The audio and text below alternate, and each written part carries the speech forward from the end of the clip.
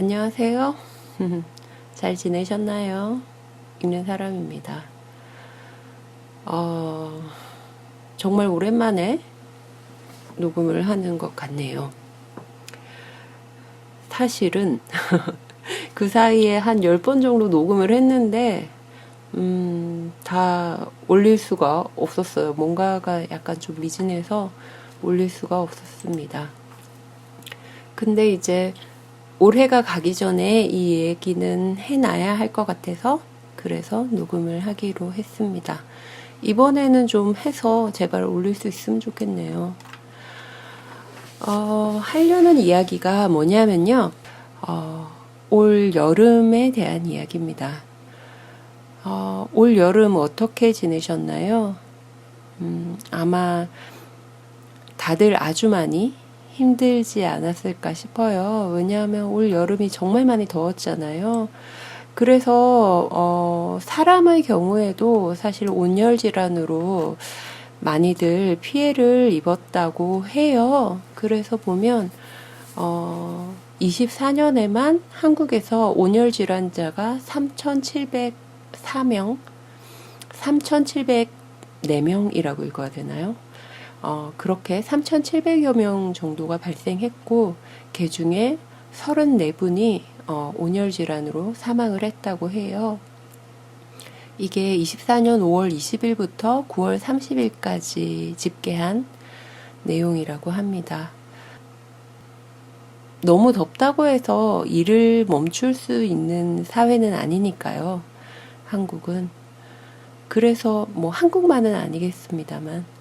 그러다 보니까 이제 더운 와중에 노동을 하다가 사망하시는 분들, 이런 분들, 그리고 이제 냉방 시설이 있지 않은 열악한 주거 환경에 계신 분들, 이런 분들이 사망을 하신 것 같습니다. 그리고 이제 저희 채널은 동물, 환경 이런 이야기 하는 데니까 이제 동물에 대해서도 이야기를 해봐야겠죠.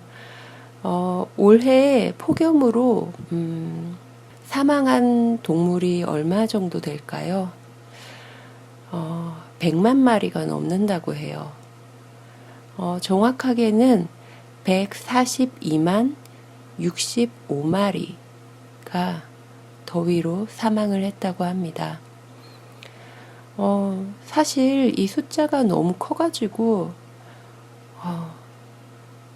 얼마만큼인지 좀 선뜻 저한테 오지를 않는 거예요.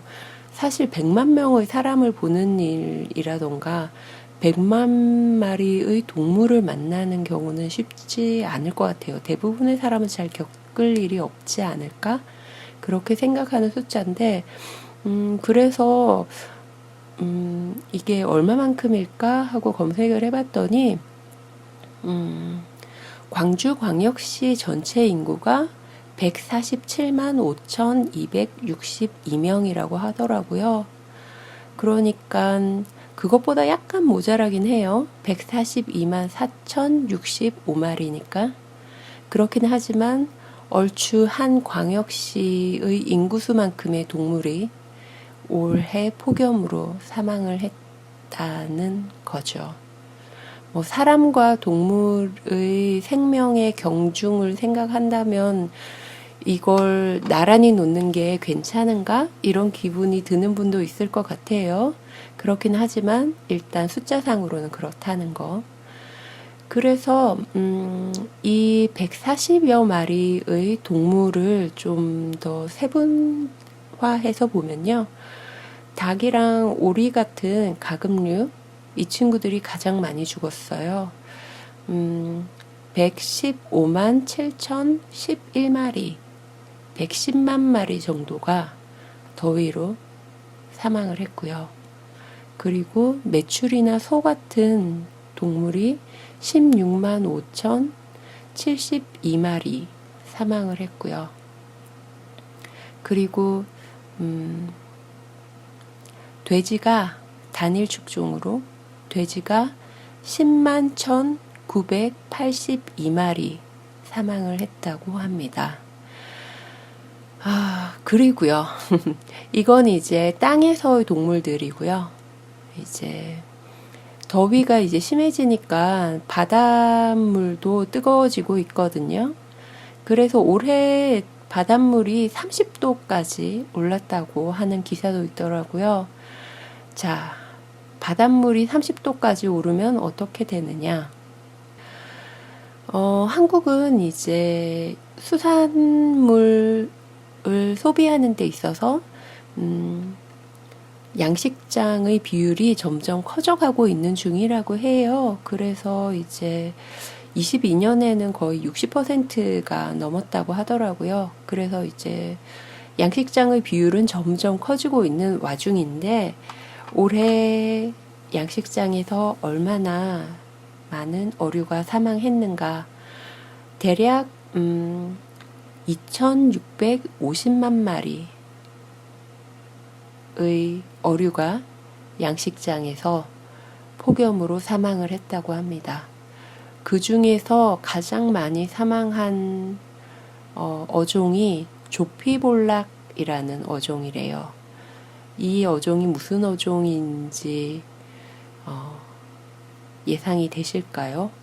우리가 조피볼락이란 걸 먹어본 적이 있을까? 이런 생각이 드실 것 같은데 조피볼락이 우럭이라는 어류라고 하네요. 그런데 이 친구가 한국의 양식장에서만 1,800만 마리 정도가 사망을 했다고 합니다. 이게 바닷물이 뜨거워지면 이제 바다 안에 있는 산소량이 감소하면서 이제 개체들이 사망하게 된다고 하는데요. 그래서 이제 어가에서는 액화산소를 주입하거나 아니면 그늘막을 쳐서 해수 온도를 낮추려고 하는데 큰 효과를 보지는 못했던 것 같아요, 올해. 많은 기후학자들이 올해가 가장 시원한 여름일 거라고 하잖아요. 그러니까 내년에는 아마 올해보다 더 더워질 거예요. 그러면 그 더위 속에 살아야 하는 농장 동물들, 양식장 동물들은 어떻게 되는 걸까? 이런 생각이 들더라고요. 이제 한국의 농장 동물이 아까 말씀드렸듯이 142만 4,065마리가 올해의 내년보다는 분명히 시원할 올해의 여름에 폭염으로 사망을 했는데 이 친구들이 사는 공간이 어떤지 한번 떠올려 보면 좋을 것 같아서 왜냐하면 이 친구들은 내년에도 그런 공간에서 살아야 하니까 우리 한번 떠올려 봤으면 해서 이제부터 그 이야기를 조금 더 할게요. 아까 110만 마리 정도의 가금류, 그 중에서도 이제 우리에게 익숙한 건 아무래도 닭이겠죠. 닭의 경우에 이제 단위 면적이 주어져요. 농림부에서 이 축산 농가에 그 개체 한 마리마다 주어져야 하는 면적을 정하고 있거든요. 그런데 이 면적이 약간 이제 저희가 사용하는 이라고 표현해야 될 것 같네요. 저희가 사용하는 닭에는 종류가 조금 있는데 이제 산란계가 있고 산란 육성계가 있고 육계가 있어요.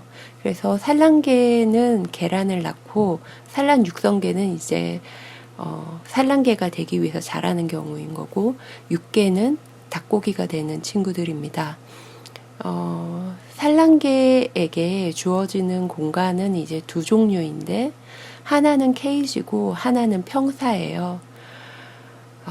그래서 케이지는 아시는 것처럼 이제 닭장인데 그 공간이 한 마리당 0.042제곱미터입니다. 저 처음에 0.042제곱미터가 얼마만큼인지 전혀 감이 오질 않는 거예요. 제가 제가 산소에 엄청 약하거든요. 그래서 0.04이니까 그래도 가로 세로로 42cm 정도 되지 않을까 이런 생각을 했었어요. 근데 아무리 이걸 단위 변환을 해봐도 4.2cm더라고요. 그러니까 4.2 제곱센티미터가 케이지의 산란계, 계란 낳는 닭에게 주어지는 공간이더라고요. 그리고 평사는 그냥 이렇게 축사에 이렇게 풀어놓는 건데요. 이 경우에는 이제 조금 낮다고 해야 될까요? 0.11 제곱미터가 주어진다고 해요. 한 마리당. 그러면 0.11 제곱미터면 가로 세로 11cm인가 봐요. 그죠? 11 제곱센티미터? 그 정도인가 봐요. 케이지 면적 같은 경우에는 2018년을 기준으로 해서 이제 적정 사육 면적을 조금 늘렸어요.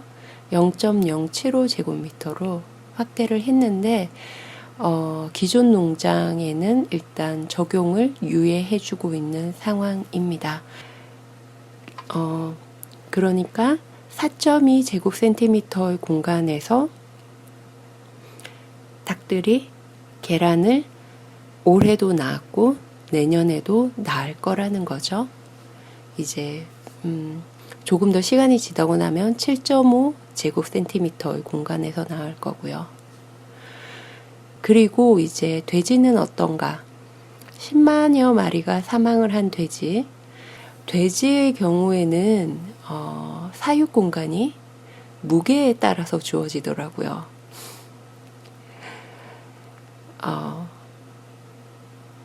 그러니까 돼지는 무게로 거래가 되는 동물이니까 무게에 따라서 공간이 주어지는데 11에서 25kg이면 0.24 제곱미터, 그러니까 24 제곱센티미터인 거죠.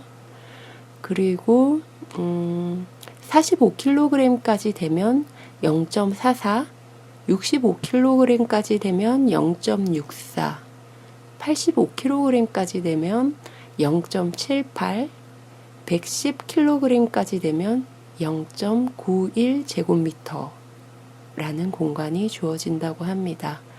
그러니까 110kg 정도의 무게가 나가는 돼지는 가로 세로 91cm의 공간이 주어지는 셈이에요. 1m도 안 되는 공간인 거죠. 네. 그렇습니다. 이 친구들은 이제 모두 저희가 돼지고기를 얻기 위해서 키우는 비육돈의 경우입니다. 110kg이라는 건 얼마나 큰 걸까요?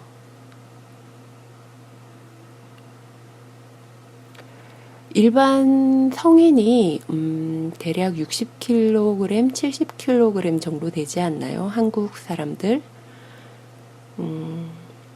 그러면 이걸 돼지에 환원을 해보면 65kg 정도 되는 돼지에게 주어지는 공간은 가로 세로 64cm거든요. 자꾸 제가 축산동물에 사람을 대입하고 있어서 불편한 기분이 드시는 분도 계실지 모르겠어요. 그렇지만요, 여기에서 한 가지 더 덧붙이고 싶은 게 돼지랑 닭은 체온 조절을 본인 몸으로는 할 수가 없대요. 얘네들이 땀샘이 없어가지고 그렇다나 봐요.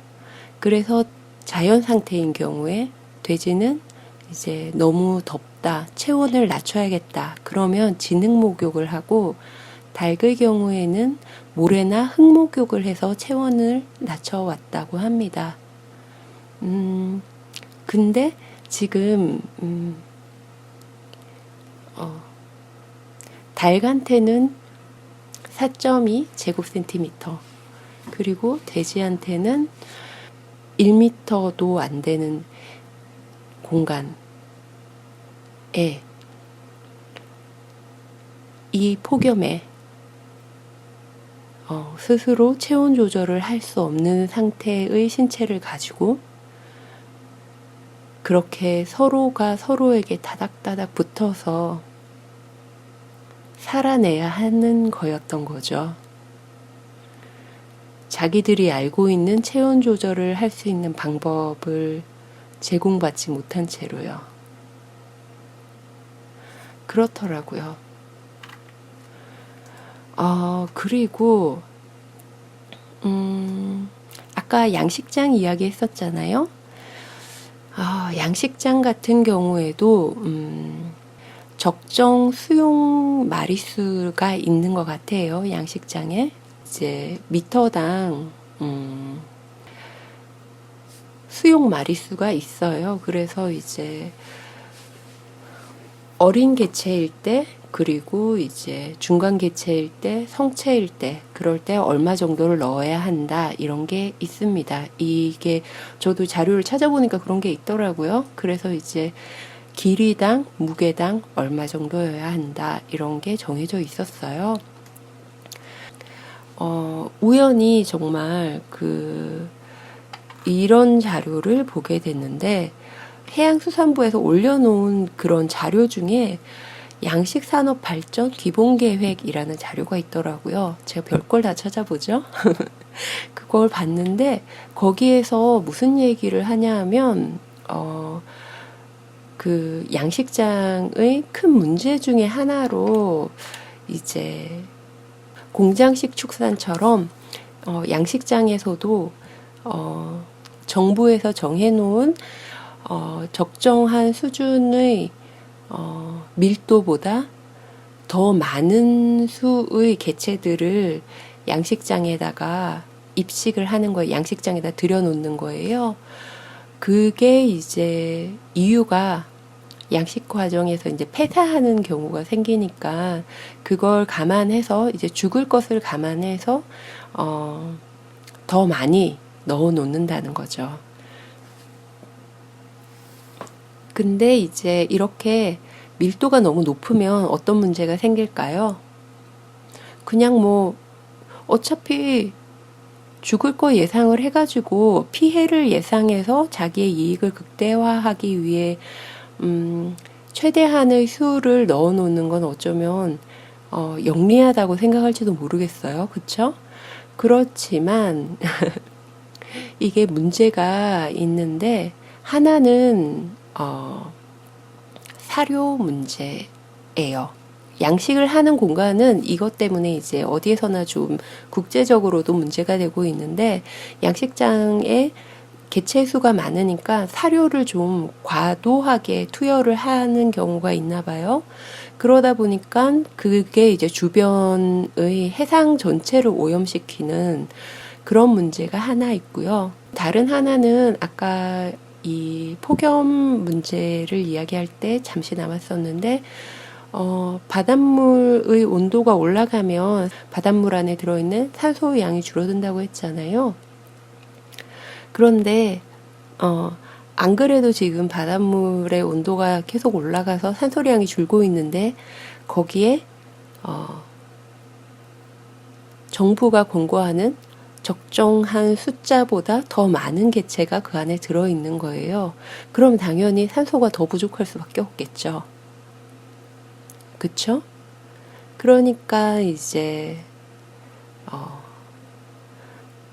어가에서는 폐사할 걸 예상을 해서 좀 과도하게 투여를 하지만 결국 그게 또 다른 폐사를 부르게 되는 그런 문제가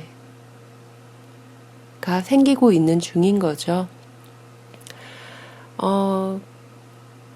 여기까지 들으셨으면 뭔가 하나 좀 의아하지 않으세요?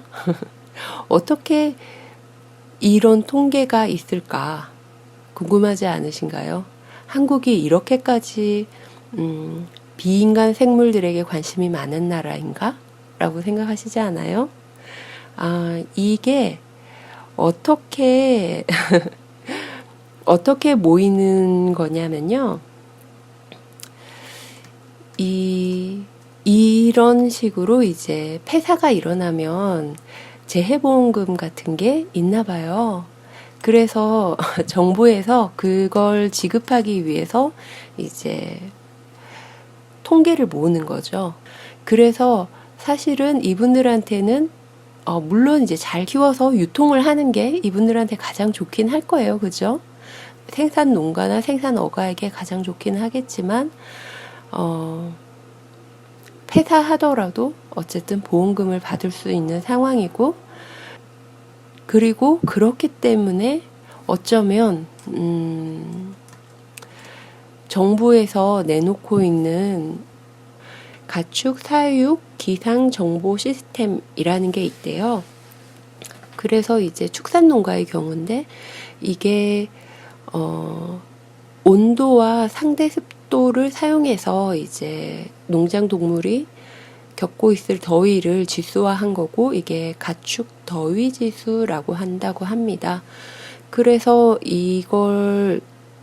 이걸로 해서 이제 5개의 등급으로 나누고 대처법을 제시를 하고 있는데, 뭐 그늘막을 제공하고 선풍기를 가동하고 안개를 분무하고 급수기를 추가 설치하고, 너무너무 위험한 상황이다 그러면 특별 간호 지역으로 이동하고 냉수급여하고 목욕시키고 수의사 진료 등을 보게 해라 라고 권장을 하고 있다고 해요. 그렇지만 다시 한번 우리 그 공간을 떠올려 볼까요? 산란개 한 마리에게 주어지는 공간이 4.2 제곱센티미터, 그리고 평사의 경우에는 11 제곱센티미터거든요. 그리고 돼지의 경우에는 110kg의 다 큰 돼지일 경우에도 가로 세로 1m가 안 되는 공간이 주어집니다. 이런 친구들에게 저런 저런 처치라고 해야 될까요? 돌봄이라고 해야 될까요? 저런 게 주어질 수 있을까요? 폭염이라는 게 한두 개체에게만 오는 게 아니잖아요. 농장 전체로 오게 될 텐데, 현실성이 있다고 할 수 있을까요? 그리고 이야기는 이제 음식으로 가게 되겠네요. 왜냐하면 지금 제가 쭉 이야기한 이 친구들이 결국은 사람의 음식이 되기 위해서 길러지고 있는 친구들이잖아요. 전 세계적으로 연간 13억 톤의 식품이 버려진다고 해요. 네. 13억 톤의 음식 쓰레기를 위해서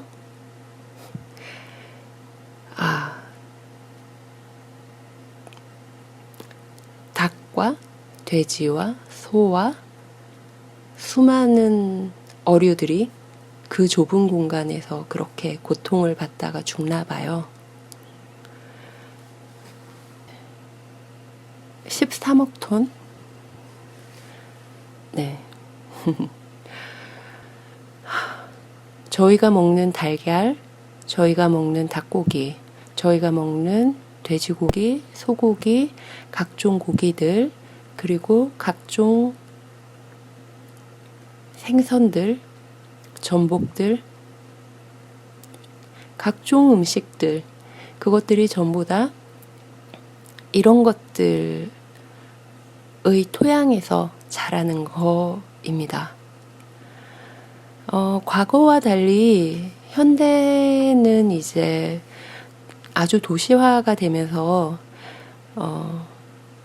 저희가 섭취하는 생물들이 어떤 환경에서 자라서 어떻게 죽어서 어떻게 식자재가 되는지 도시민들은 잘 알지 못하죠.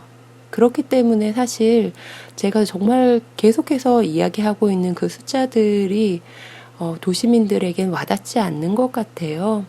닭고기는 그냥 치킨이죠. 그죠? 그냥 닭튀김이잖아요. 그렇지만 올해 그렇게 많은 생명들이 식자재가 되기 위해서 그렇게 어깨를 다닥다닥 붙이고 살다가 너무 더워서 죽었다는 거. 그걸 올해가 가기 전에는 이야기를 해놔야 할 것 같았어요. 너무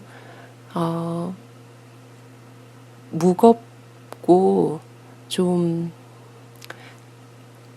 뭐라고 해야 될까요? 강요하는 것처럼 혹은 질책하는 것처럼 들릴까봐 걱정이 되긴 하는데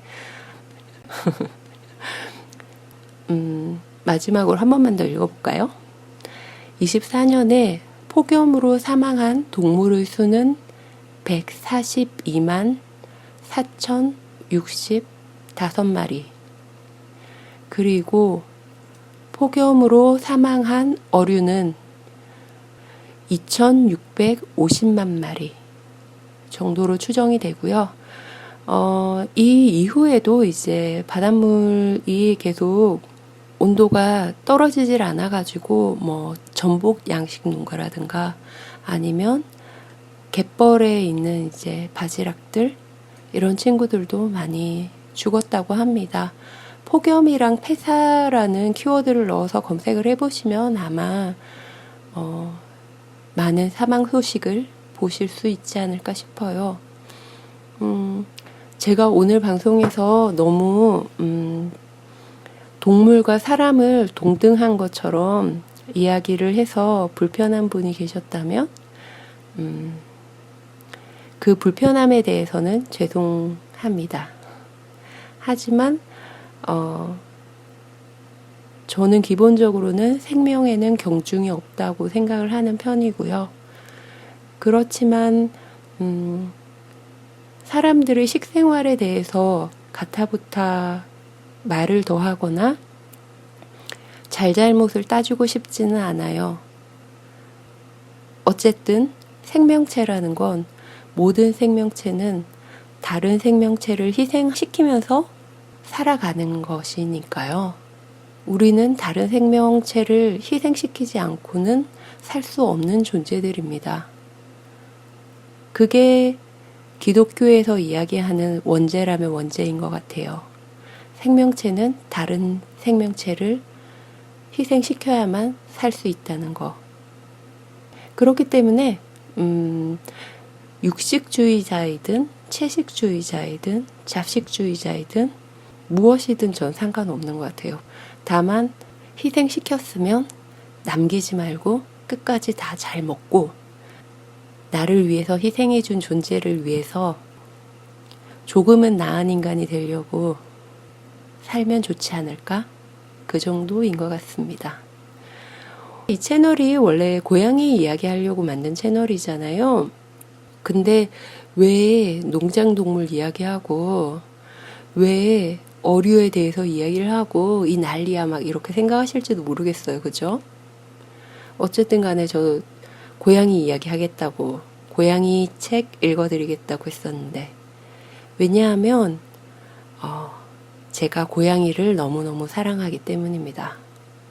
사랑하는 존재가 사는 세상이 안전하고 예뻤으면 좋겠어요. 제가 세상의 모든 고양이를 다 안전하게 보호할 수는 없잖아요. 그죠? 그들이 살아가야 되는 세상이잖아요. 그렇기 때문에 그 세상은 내가 사랑하는 존재를 위해서 반드시 안전하고 따뜻하고 예쁘고 사랑스러운 것이었으면 좋겠습니다. 그래서 이걸 듣는 분들도 다들 그런 분들이면 좋겠어요. 그래야 내가 사랑하는 존재들이 사는 세상이 그럴 거고 그들이 그런 대접을 받으며 살 거니까요. 너무 애 같은 생각인가요? 그렇지만 그랬으면 좋겠습니다. 그러면 오늘은 여기까지 하고요. 너무 늦지 않게 돌아오겠습니다. 다음 주에 뵐게요. 이 말은 못하겠네요. 규칙적이 되려고 노력해 보겠습니다. 고맙습니다. 다음에 또 봬요. 안녕.